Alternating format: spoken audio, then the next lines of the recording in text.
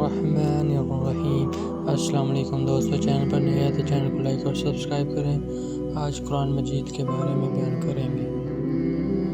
कुरान करीम, कुरान मजीद या कुरान शरीफ दीन इस्लाम की मुक़द्दस मरकज़ी किताब है, जिसके मुतल्लिक़ हम इस्लाम के पैरोकारों का एतक़ाद है कि ये कलाम इलाही है और इस बिना पर ये इंतहाई मुहतरम काबिल अज़मत किताब है। ए हमारे पैगम्बर इस्लाम मोहम्मद सल्लल्लाहु अलैहि वसल्लम पर वही के ज़रिए उतारा गया। ये वही अल्लाह ताला के मुक़र्रब फ़रिश्ते हज़रत जबरील अलैहिस्सलाम लाते थे। जैसे जैसे कुरान मजीद की आयत हज़रत मोहम्मद सल्लल्लाहु अलैहि वसल्लम पर नाज़िल होती, आप सल्लल्लाहु अलैहि वसल्लम उसे सहाबाए किराम रज़ियल्लाहु तआला अन्हुम अजमाइन को सुनाते और इन आयत के मुतालिब माफ़ी समझा देते। कुछ सहाबाए किराम तो इन आयत को वही याद कर लेते और कुछ लिख कर महफूज कर लेते। हम मुसलमान का अकीदा है कि कुरान हर किस्म की तारीफ़ बयान करता है, पाक है, महफूज है। कुरान में आज तक कोई कमी पेशी नहीं हो सकी और उसे दुनिया की बहुत महफूज अफजल किताब होने की हैसियत हासिल है, जिसका हकीकी मफ़हूम तब्दील नहीं हो सका और तमाम दुनिया में करोड़ों की तादाद में छुपने के बावजूद इसका मतन एक जैसा है और इसकी तलावत इबादत है।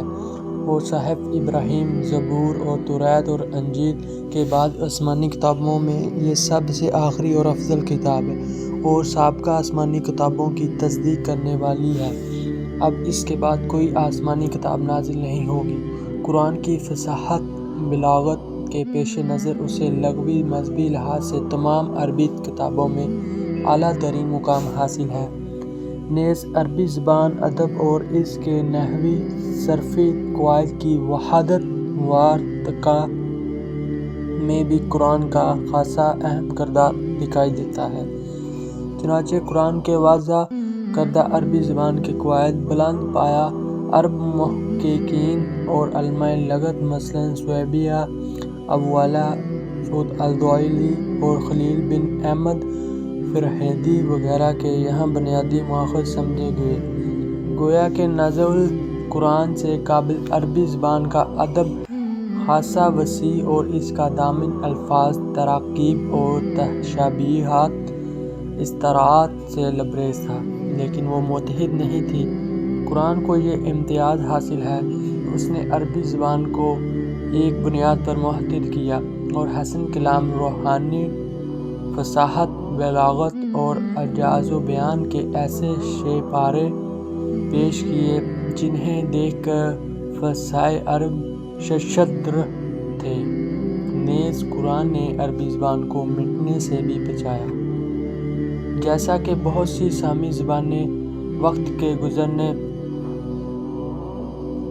के साथ साथ न पैदल या ज़वाल पज़ीर होंगी, जबकि अरबी ज़बान गुज़रते वक्तों के साथ मज़ीद मालामाल होती रही। कदीम जदीद तमाम तकाज़ों से ख़ुद को आहंग रखा।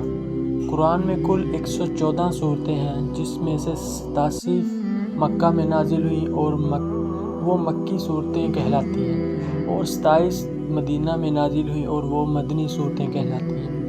मुसलमानों का अतकाद है कि कुरान को अल्लाह ने जबरील फ़रिश्ता के ज़रिए पैगम्बर मोहम्मद सल्लल्लाहु अलैहि वसल्लम पर तकरीबन 23 बरस के अरसा में उतारा। नज़्ज़ुल कुरान का यह सिलसिला उस वक्त शुरू हुआ था जब पैगम्बर मोहम्मद 40 बरस के थे और उनकी वफ़ात सना 11 बामुताबिक 632 ईस्वी तक जारी रहा।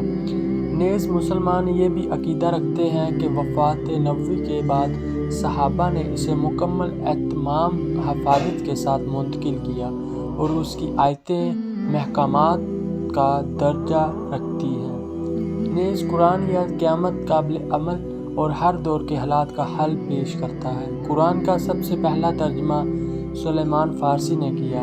ये सूरतुल फातिहा का फ़ारसी में तर्जुमा था। कुरान को दुनिया की ऐसी वाहिद किताब की भी हैसियत हासिल है जो लाखों की तादाद में लोगों को ज़बानी याद है और ये दुनिया में सबसे ज़्यादा पढ़ी जाने वाली किताब है, जिसे मुसलमान रोज़ हर नमाज में भी पढ़ते हैं और अनफरादी तौर पर तलावत भी करते हैं। अलावा अज़ीम मुसलमान हर साल रमज़ान के महीने में तरावीह की नमाज में कम से कम एक बार पूरा कुरान बाजमात सुनते हैं।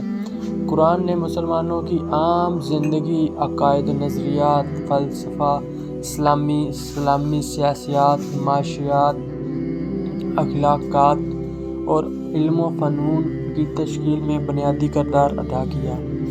وفات نبوی کے بعد عمر بن خطاب کی تجویز پر خلیفہ اول ابو بکر صدیق کے حکم اور زید بن ثابت انصاری کی سربراہی میں قرآن کو مصحف کی شکل میں یکجا کیا گیا۔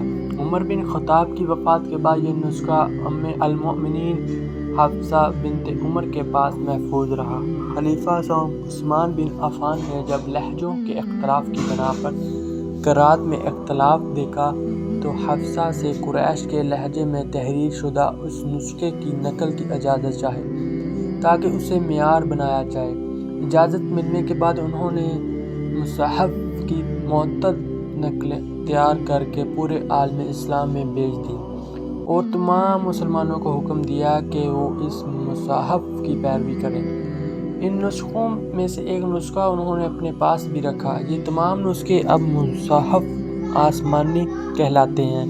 بیشتر محققین کا اس پر اتفاق ہے کہ یہ تمام نسخے ابو بکر کے تیار کردہ نسخوں کی ہو بہو نقل تھے، ان میں کوئی کمی بیشی نہیں ہوتی۔ مسلمانوں کے مطابق قرآن پیغمبر محمد کا معجزہ ہے کہ ان کی آیتیں تمام انسانوں کے سامنے یہ چیلنج پیش کرتی ہے کہ کوئی اس کے مثل نہیں بنا سکا۔ نیز یہ قرآن پیغمبر محمد کی نبوت کی دلیل اور صحف آدم سے شروع ہونے والے اور صحف ابراہیم، توریت، زبور اور انجیل تک آسمانی پیغام کا یہ سلسلہ قرآن پر ختم ہوا۔ قرآن کی تشریحات کو اسلامی اصطلاح میں تفسیر کہا جاتا ہے، جو مختلف زبانوں میں کی جاتی رہی ہے۔ قرآنی تراجم دنیا بھر کی اہم زبانوں میں ہو چکے ہیں، جبکہ صرف اردو زبان میں تراجم قرآن کی تعداد 300 سے زائد ہے۔ یہ تھا قرآن مجید کی ہسٹری، اور اس کو سنیں اور آگے شیئر کریں، لائک اور سبسکرائب کریں۔